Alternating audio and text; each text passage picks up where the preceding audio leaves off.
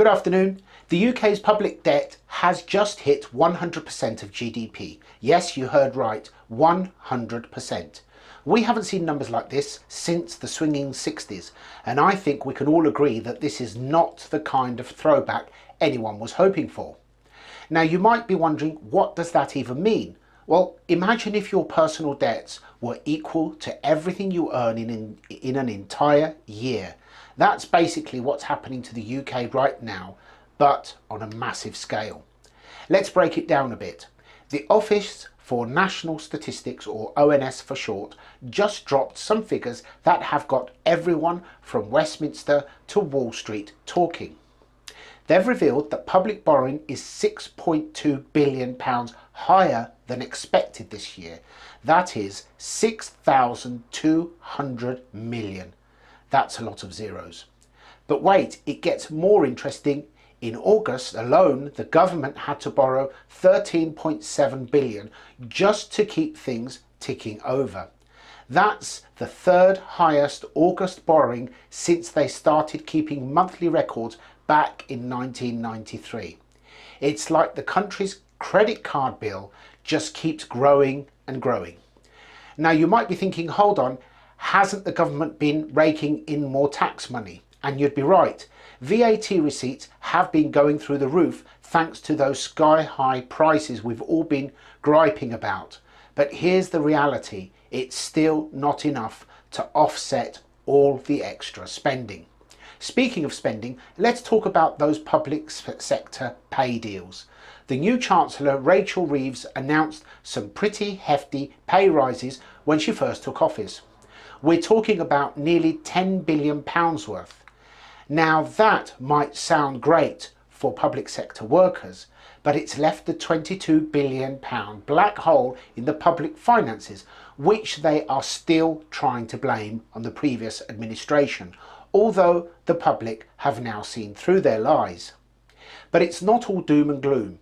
Some economists reckon that the overall economic picture might be improving a bit.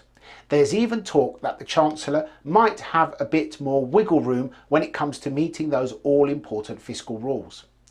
And here's an interesting fact. The Bank of England is thinking about slowing down the bond sales next year. That could free up about £10 billion. Some folks are saying the Chancellor should use the cash to reverse cuts to winter fuel payments, which they should not have even considered ending. Now let's hear what the government has to say about all of this. Darren Jones, who's the Chief Secretary to the Treasury, had this to say. When we came into office, we inherited an economy that wasn't working for working people. He went on to point out that this August borrowing is the highest on record outside of the pandemic, and he emphasised the debt being at 100% of GDP is the highest since the 1960s. So what's the plan? Well, according to Jones, they're going to have to make some tough decisions to fix the foundations of our economy. He talks about rebuilding Britain and making every part of the country better off. Sounds great in theory, but as we all know, the devil's in the detail. Now let's put this into perspective. The last time debt was this high compared to GDP was back in the 1960s, back when the UK was still dealing with the aftermath of World War II and trying to build a welfare state. Fast forward to today and we're facing a whole new set of challenges. The big question is, how sustainable is this level of debt, and what does it mean for future generations? These are the kind of questions that keep economists up at night and probably should keep the rest of us thinking too. The Chancellor's got a big day coming up on the October the 30th. That's when she'll be giving her fiscal statement, the budget. And you can bet your bottom pound that everyone will be watching closely. The decisions made in the next few months could shape the UK's economy for years to come. So there you have it, folks. The UK's public debt situation in a nutshell, or should I say in a teacup. It's a complex issue with no easy answers. But one thing's for sure, it's going to be a topic for a long time to come.